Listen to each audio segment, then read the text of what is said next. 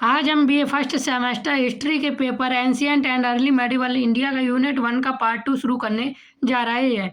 हमारी पूरी video exam oriented होने वाली है। एक भी क्वेश्चन आपका यहाँ से बाहर नहीं जाएगा। आप यहाँ से पढ़ के 100% स्कोर कर पाएंगे।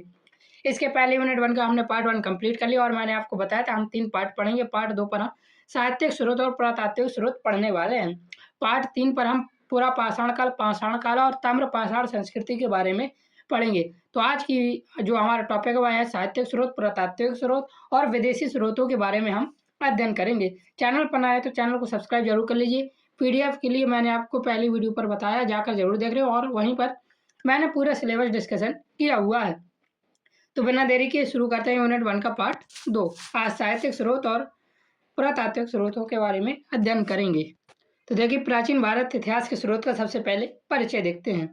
प्राचीन भारत के इतिहास का परिचय उसके महत्व तथा भारतीय संस्कृति और परंपरा के अध्ययन करने के पश्चात स्वाभाविक रूप से यह प्रश्न होता है कि जिन घटनाओं का वर्णन इतिहास में किया जाता है उनकी जानकारी हमें कहाँ से प्राप्त होती है। इसकी छोटी सी झलक मैंने आपको पार्ट 1 पर भी दिखाई थी।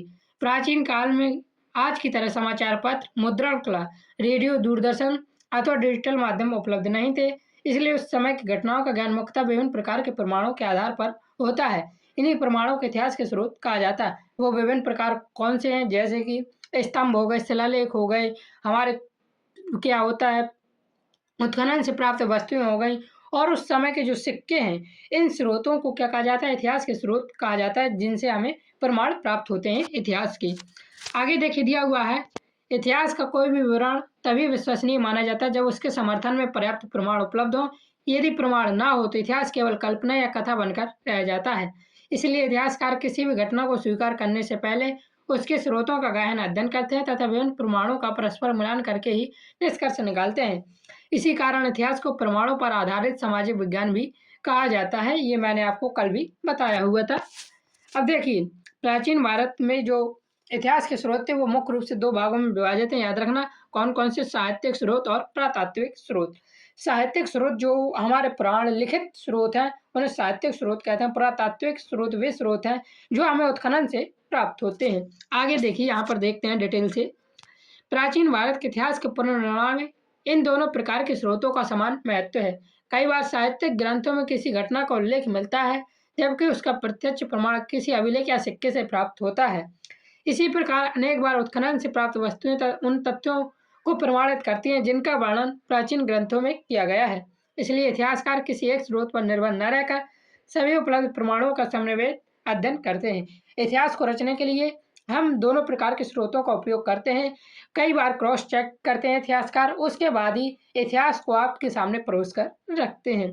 तो चलिए देखते हैं सबसे पहले साहित्यिक स्रोत क्या है और साहित्यिक स्रोतों का यहाँ से विस्तार से अध्ययन करेंगे। यहाँ से किस प्रकार क्वेश्चन पूछे जाते हैं मैं पहले आपको वो बता दूं।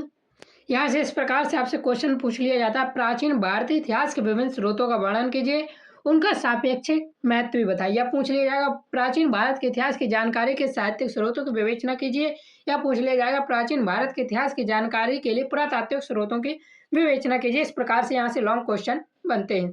शॉर्ट क्वेश्चन तो बहुत सारे बन जाएंगे, उनको आगे चल के देखते जाएंगे। प्राचीन भारत के इतिहास के अध्ययन में साहित्यिक स्रोतों का अत्यंत महत्वपूर्ण स्थान है।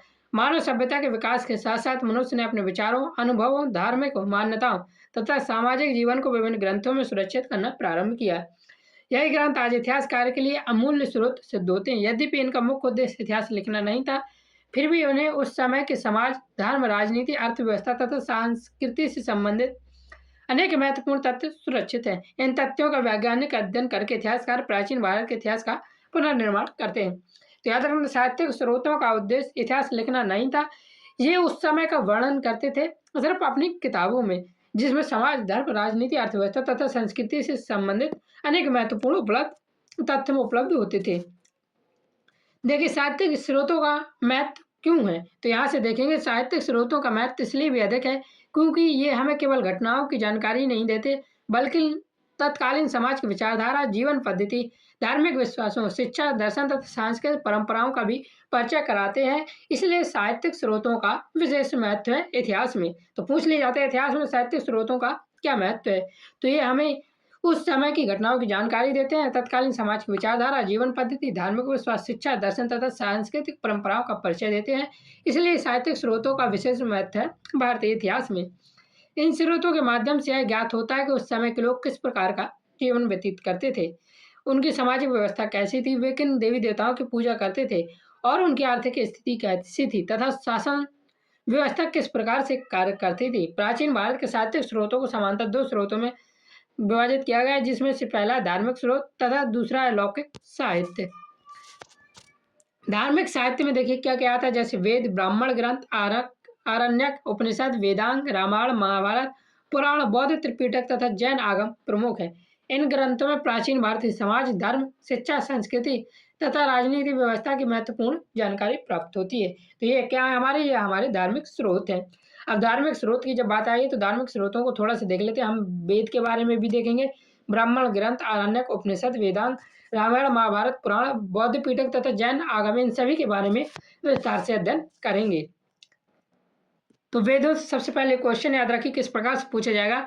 वेद, हमारे भारतीय इतिहास में वेद कितने प्रकार के हैं और उन वेदों का क्या महत्व है, या उन वेदों से संबंधित कुछ जानकारी पूछ ली जाएगी। आपको शॉर्ट क्वेश्चन में ही ये आएगा। लॉन्ग क्वेश्चन में सीधे पूछ लिया जाता है साहित्यिक स्रोतों की विवेचना कीजिए और पुरातात्विक स्रोतों की विवेचना कीजिए, या फिर इतिहास के विभिन्न स्रोतों का वर्णन कीजिए और उनका महत्व भी समझाइए। तो यहाँ से वेदों से शुरू करते हैं। 4 वेद हैं हमारे, ऋग्वेद, यजुर्वेद, सामवेद और अर्थवेद। यह भारतीय साहित्य के सबसे प्राचीन ग्रंथ माने जाते हैं, याद रखना। इनमें विशेष रूप से ऋग्वेद से प्रारंभिक वैदिक समाज, आर्यों के जीवन, धार्मिक विश्वासों, राजनीतिक संस्थाओं तथा आर्थिक गतिविधियों का विस्तृत ज्ञान प्राप्त होता है। तो ऋग्वेद से हमें क्या प्राप्त होता है, तो प्रारंभिक वैदिक समाज, आर्यों के जीवन, धार्मिक विश्वासों, राजनीतिक संस्थाओं तथा आर्थिक गतिविधियों का ज्ञान प्राप्त होता है। इसी प्रकार यजुर्वेद में यज्ञों का वर्णन है, सामवेद में संगीत तथा अथर्ववेद में चिकित्सा, लोक विश्वास और सामाजिक जीवन से संबंधित सामग्री या तथ्य हमको देखने को मिलते हैं। इस प्रकार वेदों के बाद ब्राह्मण ग्रंथ, आरण्यक और उपनिषद भारतीय धार्मिक एवं दार्शनिक चिंतन के विकास को स्पष्ट करते हैं। इनसे वैदिक यज्ञों, धार्मिक अनुष्ठानों, दर्शन तथा आध्यात्मिक विचारों की जानकारी प्राप्त होती है। किस किस से, ब्राह्मण ग्रंथ, आरण्यक और उपनिषद से। उपनिषदों में आत्मा, ब्रह्म, कर्म तथा मोक्ष जैसे गूढ़ दार्शनिक विषय का अत्यंत सरल एवं प्रभावशाली वर्णन भी मिलता है, याद रखना।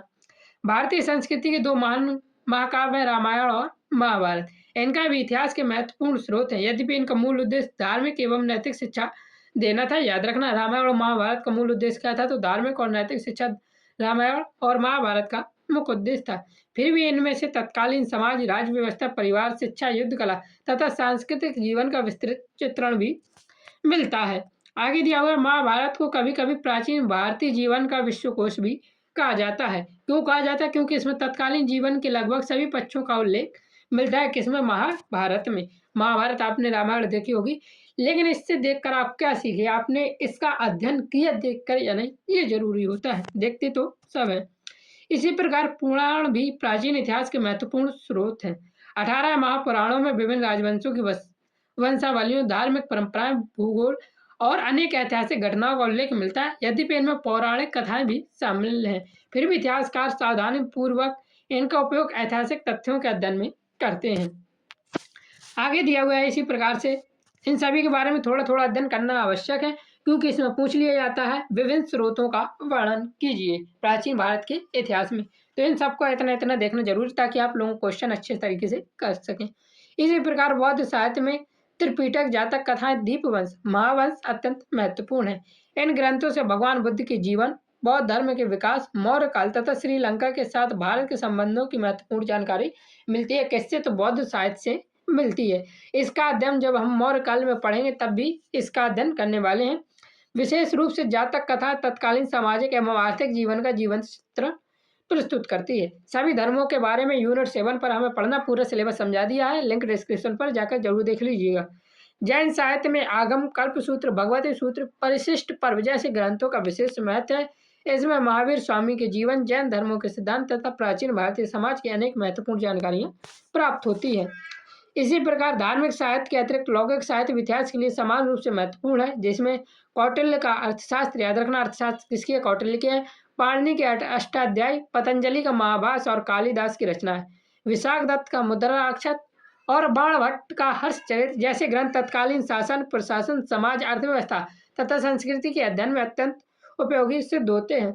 तो यहाँ से क्वेश्चन, शॉर्ट क्वेश्चन में मैं आपको बता दूं, पूछ लिया जाता है अर्थशास्त्र किसकी रचना, तो याद रखना कौटिल्य की है। इसी प्रकार अष्टाध्यायी पाणिनि की है, महाभाष्य पतंजलि की है और कालिदास की रचनाएं भी प्रमुख है, विशाख दत्त का मुद्रा राक्षस और बाणभट्ट का हर्षचरित्र।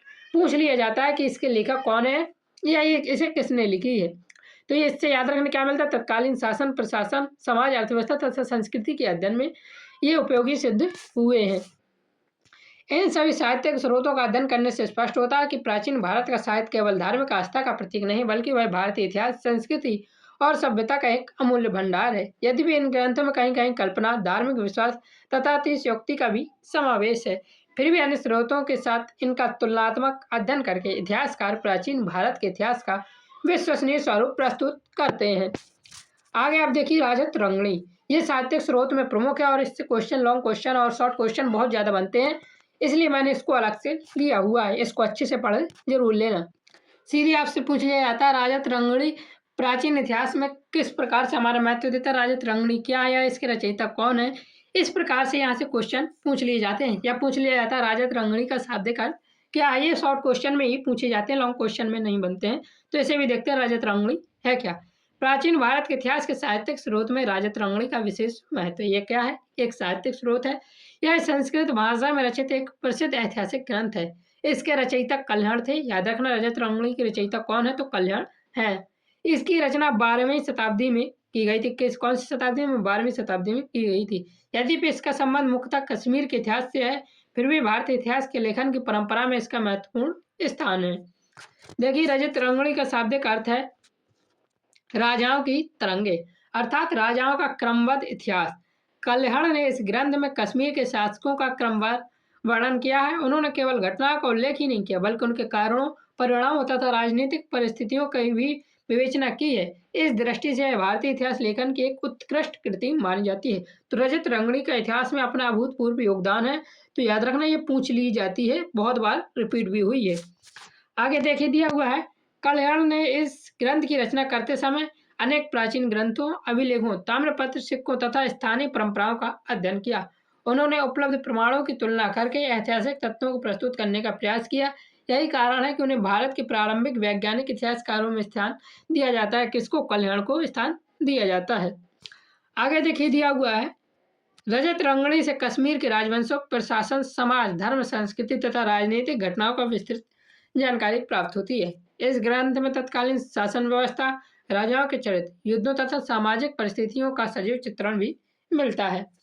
यद्यपि प्रारंभिक भागों में कुछ पौराणिक कथाओं का भी समावेश है, जिनको इतिहास स्वीकार नहीं करता है, फिर भी उत्तरवर्ती भाग ऐतिहासिक दृष्टि से अत्यंत विश्वसनीय माने जाते हैं। अतः स्पष्ट है राजत रंगणी केवल कश्मीर का इतिहास नहीं, बल्कि भारतीय इतिहास लेखन की एक अमूल धरोहर है।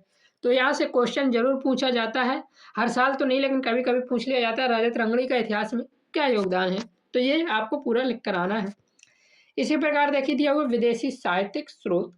विदेश के कुछ साहित्यिक स्रोत, विदेशी लेखक जब भारत आए तो उन्होंने भी अपने साहित्यिक स्रोत में कुछ योगदान दिया है, उनके बारे में देखते हैं और यहाँ से क्वेश्चन भी पूछ लिए जाते हैं। भारतीय साहित्य के अतिरिक्त विदेशी लेखकों और यात्रियों द्वारा लिखे गए विवरण भी प्राचीन भारत के इतिहास के महत्वपूर्ण स्रोत हैं। प्राचीन काल में अनेक विदेश यात्री, राजदूत, व्यापारी तथा बौद्ध भिक्षु भारत आए। इन लोगों ने यहाँ की राजनीतिक व्यवस्था, सामाजिक जीवन, धर्म, शिक्षा, व्यापार तथा संस्कृति का प्रत्यक्ष अध्ययन किया और अपने अनुभवों को पुस्तकों तथा यात्रा वृत्तांतों पर लिपिबद्ध भी किया हुआ है। विदेशी साहित्यिक स्रोतों में मुख्यतः यूनानी, ग्रीक, चीनी, अरब तथा तिब्बती लेखकों के विवरणों में विभाजित किया जाता है। अब देखिए यूनानी लेखकों में कौन महत्वपूर्ण है, उनके बारे में भी देखेंगे। यूनानी लेखकों में मेगास्थनीज का सबसे महत्वपूर्ण स्थान है, जो कि वह यूनानी शासक सेल्यूकस निकेटर का राजदूत था, जिसे चंद्रगुप्त मौर्य के दरबार में भेजा गया था। इसके बारे में जब हम मौर्य वंश के बारे में पढ़ेंगे तब भी वहाँ पर देखेंगे। उसने भारत में कई वर्षों तक निवास किया और अपने अनुभवों के आधार पर इनका नामक ग्रंथ की रचना की। यद्यपि यह ग्रंथ अपने मूल रूप में उपलब्ध नहीं है, फिर भी बाद के यूनानी लेखकों ने इसके अनेक अंश सुरक्षित रखे हुए हैं। मेगास्थनीज के विवरण से मौर्यकालीन शासन व्यवस्था, पाटलिपुत्र नगर प्रशासन, न्याय व्यवस्था, सेना, कृषि, व्यापार तथा सामाजिक जीवन की अत्यंत महत्वपूर्ण जानकारी प्राप्त होती है। उसने भारतीय समाज को 7 वर्गों में विभाजित बताया था तथा पाटलिपुत्र नगर की विशालता और सुव्यवस्थित योजना की प्रशंसा की। यद्यपि उसके कुछ विवरणों में भी त्रुटियां हैं, फिर भी मौर्य काल के अध्ययन के लिए उसका ग्रंथ अत्यंत मूल्यवान माना जाता है। तो याद रखना, मेगास्थनीज से रिलेटेड क्वेश्चन पूछ लिए जाते हैं। मेगास्थनीज का इतिहास के लेखन में क्या योगदान हुआ, उसकी पुस्तक का इस प्रकार से क्वेश्चन आपको देखने को मिल जाएंगे। आगे देखिए दिया हुआ है, यूनानी लेखक में एरियन, स्ट्रैबो, प्लिनी, टॉलमी तथा कार्टियस के विवरण भी महत्वपूर्ण है। तो मेगास्थनीज ज़्यादा महत्वपूर्ण था, इसलिए उसको डिटेल में पढ़ा। इसको ऐसे ही हम देख लेते हैं। तो जब विभिन्न स्रोतों का वर्णन के बारे में बात है, तब आप यहाँ पे ये सब लॉन्ग क्वेश्चन में कर सकते हैं।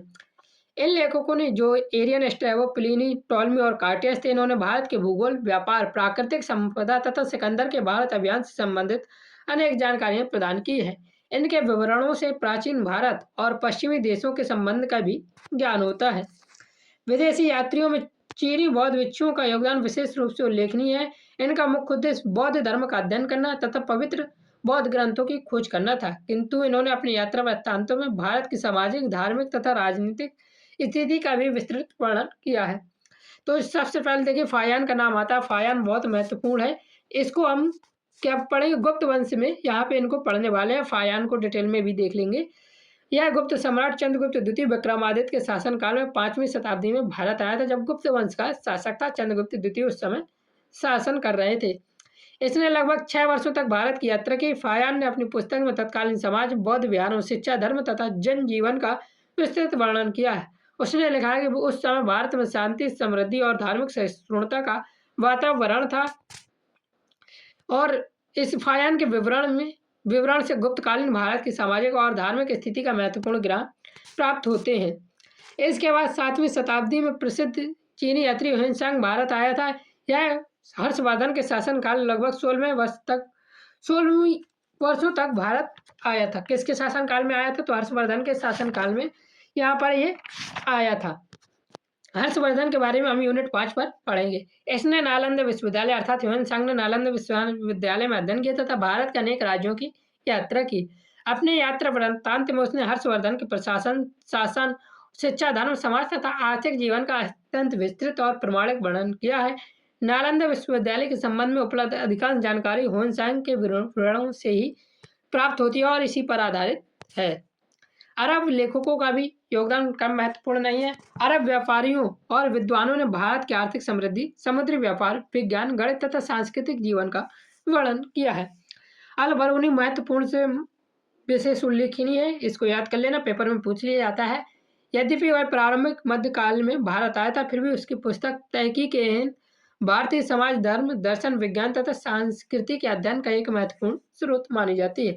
तो सबसे पहले याद रखना है, तहकीक हिंद किसकी पुस्तक है? तो अल बरूनी की पुस्तक है, याद रखना ये। आगे दिया हुआ है, विदेशी साहित्यिक स्रोतों का सबसे बड़ा महत्व यह है कि पूछ लिया जाएगा विदेशी साहित्यिक स्रोतों का महत्व को समझाइए। तो यहाँ महत्व देखिए, अनेक घटनाओं का इसमें प्रत्यक्ष विवरण मिलता है। ये स्रोत भारतीय ग्रंथों में वर्णित तथ्यों की पुष्टि भी करते हैं, और जहाँ भारतीय स्रोत मौन है, वह महत्वपूर्ण जानकारी भी ये प्राप्त करते हैं। यद्यपि कुछ विदेशी यात्रियों ने भारतीय समाज को अपनी दृष्टि से देखा और कहीं कहीं अतिशयोक्ति या भ्रम भी प्रस्तुत किया है, फिर भी अन्य स्रोतों के साथ तुलना करने पर अनेक विवरण अत्यंत उपयोगी सिद्ध होते हैं। इस प्रकार विदेशी साहित्यिक स्रोत प्राचीन भारत के इतिहास के पुनर्निर्माण में अत्यंत महत्वपूर्ण भूमिका निभाते हैं। भारतीय और विदेशी दोनों प्रकार के साहित्यिक स्रोतों का समन्वित अध्ययन करके इतिहासकार प्राचीन भारत की राजनीतिक, सामाजिक, आर्थिक तथा सांस्कृतिक परिस्थितियों का अधिक स्पष्ट और प्रमाणिक चित्र प्रस्तुत कर पाते हैं। तो इस प्रकार से हमने साहित्यिक स्रोतों में भारत के स्रोत और विदेशी साहित्यिक स्रोत दोनों को देखा है। अब हम देखेंगे पुरातात्विक स्रोतों के बारे में। पुरातात्विक स्रोत देखिए, प्राचीन भारत के इतिहास के अध्ययन में साहित्यिक स्रोतों के साथ साथ पुरातात्विक स्रोतों का भी अत्यंत महत्वपूर्ण स्थान है। अनेक बार ऐसी घटनाएं जिनका उल्लेख ग्रंथ में नहीं मिलता था, साहित्यिक स्रोत में भी नहीं मिलता है। ऐसी स्थिति में पुरातात्विक स्रोत इतिहासकार के लिए सबसे विश्वसनीय प्रमाण सिद्ध होते हैं। ये स्रोत प्रत्यक्ष रूप से उस युग की वास्तविक परिस्थितियों का परिचय कराते हैं और इतिहास के वैज्ञानिक अध्ययन को अधिक प्रमाणिक भी बनाते हैं, क्योंकि शिलालेख या जो पुरातात्विक सिक्के होते हैं वो उसी समय होते हैं और उसी समय की जानकारी अच्छे से प्राप्त कराते हैं। सबसे पहले देखिए पुरातत्व का अर्थ क्या है, ये भी पेपर में रिपीट हुआ है, तो इसको सबसे पहले देखते हैं।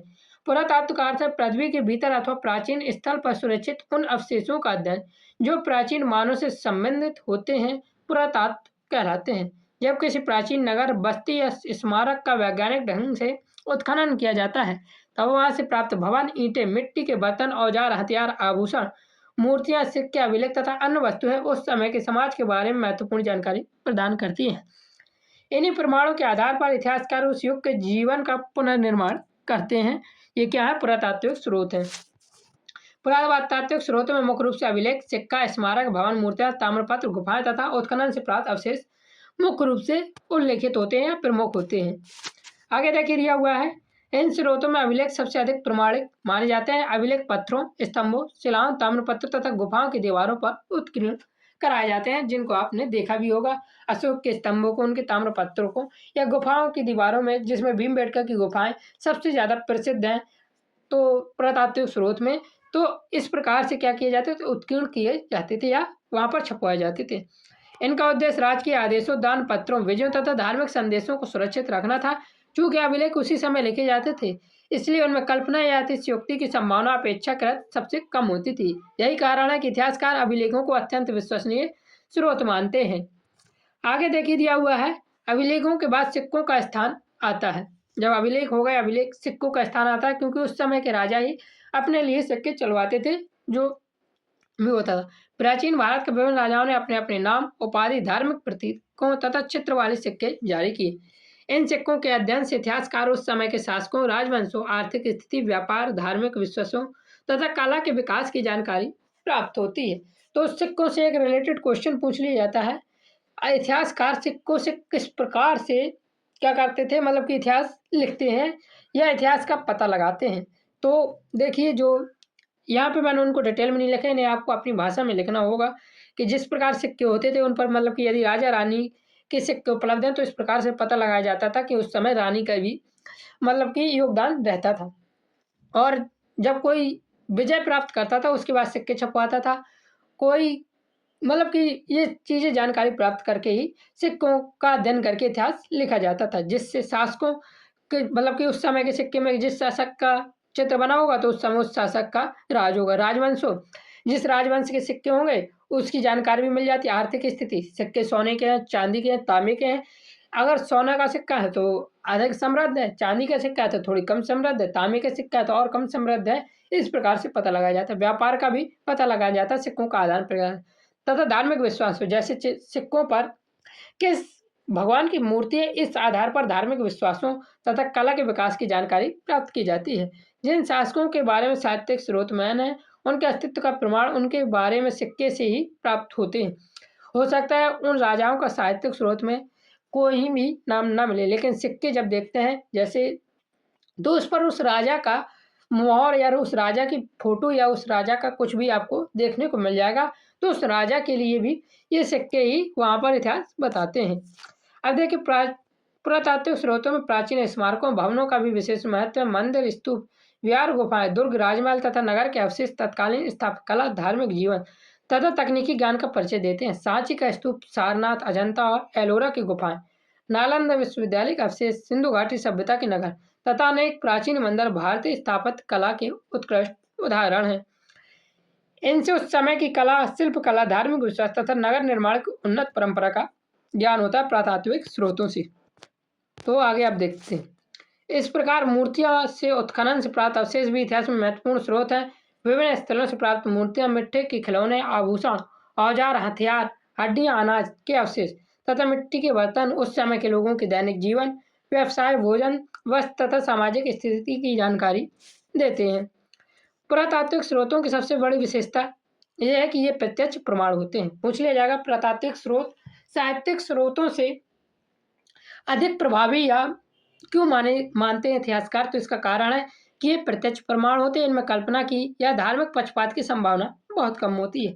यही कारण है कि जब साहित्यिक स्रोत और पुरातात्विक स्रोतों का संयुक्त अध्ययन किया जाता है तब इतिहास अधिक प्रमाणिक और वैज्ञानिक बन जाता है। इस प्रकार स्पष्ट है कि पुरातात्विक स्रोत प्राचीन भारत के इतिहास के पुनर्निर्माण का आधार है। अभिलेख, सिक्के, स्मारक, मूर्तियां और उत्खनन से प्राप्त सामग्री केवल अतीत की वस्तुएं नहीं है, बल्कि वे उस युग की मौन साक्षी हैं। इनके माध्यम से इतिहासकार भारत के प्राचीन समाज, संस्कृति, राजनीति और अर्थव्यवस्था का यथार्थ चित्र प्रस्तुत करने में सफल हुए हैं। अब आगे यहाँ पे कुछ नहीं है, अगला यूनिट 1 का पार्ट 3 हम पढ़ेंगे अगली यूनिट में, जिसमें हम प्रागैतिहासिक काल, पाषाण युग और ताम्रपाषाण संस्कृति के बारे में पढ़ेंगे। यहाँ से आपके सबसे ज़्यादा क्वेश्चन पूछे जाते हैं पार्ट 3 से, तो इसको पढ़ना बिल्कुल भी ना भूलें। पीडीएफ के लिए आप हमें टेलीग्राम पर मैसेज कर सकते हैं, पीडीएफ पेड में होगा, कितने का मिलेगा ये मैं आपको टेलीग्राम पर ही बता दूंगा, फ्री के लिए बिल्कुल भी मैसेज ना करें। जय हिंद, जय भारत, राधे राधे। चैनल को सब्सक्राइब जरूर कर लीजिएगा।